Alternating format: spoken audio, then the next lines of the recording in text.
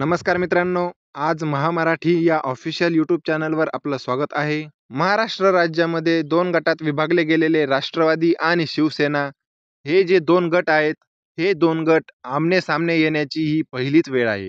त्यामुळे उत्सुकता ही अशी आहे, की कोणता पक्ष किती जागा जिंकतो आणि कोणता पक्ष कुठवर पोहोचतो. ही जी निवडणूक होणार आहे, ही निवडणूक महाराष्ट्रामध्ये 5 टप्प्यामध्ये होणार आहे आणि केंद्रीय निवडणूक आयोगाने या लोकसभा निवडणुकीच्या ज्या तारखा आहेत, या तारखाही जाहीर केल्या आहेत आणि महाराष्ट्रातल्या जिल्ह्यांमध्ये ज्या निवडणुका होणार आहेत, त्या 5 टप्प्यांमध्ये विभागल्या गेल्या आहेत. त्याबद्दलची संपूर्ण माहिती आजच्या व्हिडिओमध्ये आपण बघणार आहोत.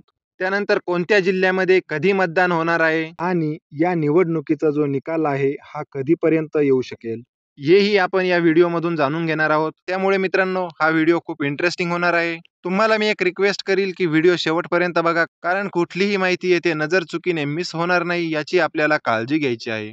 सर्वप्रथम चॅनलवर नवीन असाल तर चॅनलला सबस्क्राईब करून ठेवा आणि बेल आयकॉन प्रेस करून ठेवा, म्हणजेच यासारख्या पुढील सर्व अपडेट्स आणि महत्त्वपूर्ण व्हिडिओज तुम्हाला वेळेवर मिळू शकतील. तर उशीर न करता आपण व्हिडिओ सुरू करूयात. मित्रांनो, राष्ट्रवादी आणि शिवसेना हे जे 2 गट आहेत, हे 2 गट आमने-सामने येणार आहेत आणि त्यांची ही आमने-सामने येण्याची ही पहिलीच वेळ आहे. त्यामुळे कोणता पक्ष हा सरस ठरतो, हे बघण्याची उत्सुकता ही प्रत्येकालाच आहे. तर महाराष्ट्रामध्ये 5 टप्प्यामध्ये मतदान हे होणार आहे. त्यामध्ये 19 एप्रिल, त्यानंतर 26 एप्रिल, त्यानंतर 7 मे, त्यानंतर 13 मे आणि 20 मे या दिवशी मतदान हे महाराष्ट्रामध्ये पार पडणार आहे. महाराष्ट्रामध्ये प्रथमच 5 टप्प्यामध्ये मतदान होणार आहे. बहुप्रतीक्षित 18व्या लोकसभा निवडणुकीची घोषणा शनिवारी मुख्य निवडणूक आयुक्त राजीव कुमार यांनी केली. एकूण 7 टप्प्यांमध्ये होणारी लोकसभा निवडणूक ही राज्यामध्ये प्रथमच 5 टप्प्यांमध्ये होणार आहे. महाराष्ट्रामध्ये लोकसभेच्या 48 जागांसाठी 19 एप्रिल, 26 एप्रिल, 7 मे, 13 मे आणि 20 मे अशा 5 टप्प्यांमध्ये मतदान होणार आहे. निवडणूक आयोगाने लोकसभा निवडणुकीसह आंध्र प्रदेश, ओडिशा, सिक्कीम व अरुणाचल प्रदेश या 4 राज्यांच्या विधानसभा आणि विविध राज्यांतील विधानसभेच्या 26 जागांसाठी पोटनिवडणुकीचा कार्यक्रम जाहीर केला. महाराष्ट्रामध्ये 5 टप्प्यामध्ये निवडणूक होणार असून पहिला टप्पा हा 19 एप्रिल 2024 रोजी पार पडणार आहे. तर त्या पहिल्या टप्प्यामध्ये रामटेक, त्यानंतर नागपूर, त्यानंतर भंडारा गोंदिया, त्यानंतर गडचिरोली चिमूर, त्यानंतर चंद्रपूर या 5 मतदारसंघामध्ये मतदान होणार आहे. त्यानंतर आपल्या समोर येतो तो दुसरा टप्पा. तर दुसरा टप्पा हा 26 एप्रिल 2024 या दिवशी होणार आहे.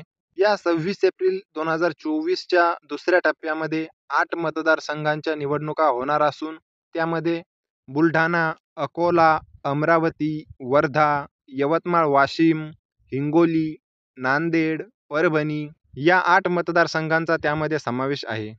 त्यानंतर तिसरा टप्पा हा 7 मे रोजी होणार असून यामध्ये रायगड, बारामती, धाराशिव, लातूर, सोलापूर, माढा, सांगली, सातारा, त्यानंतर रत्नागिरी, सिंधुदुर्ग, कोल्हापूर, हातकणंगले अशा 11 लोकसभा मतदारसंघांचा समावेश आहे. त्यानंतर चौथा टप्पा हा 13 मे रोजी पार पडणार असून त्यामध्ये नंदुरबार, जळगाव, रावेर, जालना, संभाजीनगर, मावळ, पुणे, शिरूर, अहमदनगर, शिर्डी, बीड या मतदारसंघांचा समावेश आहे. त्यानंतर शेवटचा टप्पा म्हणजे 5वा टप्पा. हा 5वा टप्पा 20 मे 2024 रोजी पार पडणार असून त्यामध्ये धुळे, दिंडोरी, नाशिक, पालघर, भिवंडी, कल्याण, ठाणे, मुंबई उत्तर, मुंबई उत्तर पश्चिम, मुंबई उत्तर पूर्व, मुंबई उत्तर मध्य, मुंबई दक्षिण मध्य, मुंबई दक्षिण अशा एकूण 13 मतदारसंघांचा समावेश आहे. तर मित्रांनो, महाराष्ट्रामध्ये लोकसभेच्या एकूण 48 जागा आहेत. 80 जागांसह उत्तर प्रदेश नंतर महाराष्ट्र हा राज्यांमध्ये दुसऱ्या क्रमांकावर आहे. या निवडणुकीची जी वैशिष्ट्ये असणार आहेत, त्यामध्ये सुमारे 83 दिवस निवडणूक प्रक्रिया पार पडणार आहे. ही आजवरची सर्वात मोठी निवडणूक प्रक्रिया असणार आहे. कायदा सुव्यवस्थेच्या दृष्टीने आउटर मणिपूर मतदारसंघामध्ये 2 टप्प्यात मतदान होईल. यंदा तब्बल 1.82 कोटी नवमतदार प्रथमच मतदान करतील. मतदान केंद्रावर पिण्याचे पाणी, स्वच्छतागृह, दिव्यांग व गर्भवती महिला मतदारांसाठी रॅम्प, व्हीलचेअर आणि मदत केंद्र उपलब्ध असतील. या निवडणुकीमध्ये देशामध्ये 7 टप्प्यांमध्ये मतदान होणार आहे आणि या निवडणुकीचा जो निकाल आहे हा 4 जूनला लागणार आहे. आपल्याला माहित आहे की 2019च्या लोकसभा निवडणुकीमध्ये भाजपा आणि उद्धव ठाकरे यांच्या नेतृत्वाखाली शिवसेना एकत्र निवडणूक लढली होती. तेव्हा एनडीएकडे 41 जागा होत्या. भाजपाने 23 जागांवर विजय मिळवला तर शिवसेनेला 18 जागांवर विजय मिळवला. याशिवाय शरद पवार यांच्या राष्ट्रवादी काँग्रेसने 4 तर काँग्रेसने 1 आणि असदुद्दीन ओवेसी यांच्या पक्षाने एका जागेवर विजय मिळवला होता. याबद्दलच्या ज्या काही पुढील सर्व अपडेट्स असतील त्या समोरच्या अपडेट्स जशा येतील तशा सर्वप्रथम आपल्या चॅनलवरून तुम्हाला मिळणारच आहे. पुढील सर्व प्रकारच्या अपडेट्स आणि महत्त्वपूर्ण व्हिडिओज वेळेवर मिळण्यासाठी चॅनलला सबस्क्राईब करून ठेवा आणि बेल आयकॉन प्रेस करून ठेवा. व्हिडिओमधील काही माहिती समजली नसेल तर मित्रांनो व्हिडिओ परत बघा. व्हिडिओला लाईक करा, आपल्या मित्रांमध्ये शेअर करा. तुम्हाला जर काही प्रश्न असतील, शंका असतील तर कॉमेंट्समध्ये विचारू शकता. तुम्हाला एखाद्या टॉपिकवर व्हिडिओ पाहिजे असेल तर ते सुद्धा तुम्ही कॉमेंट्समध्ये सांगू शकता. आपण एकत्र येऊन नक्की त्यावर चर्चा करूयात.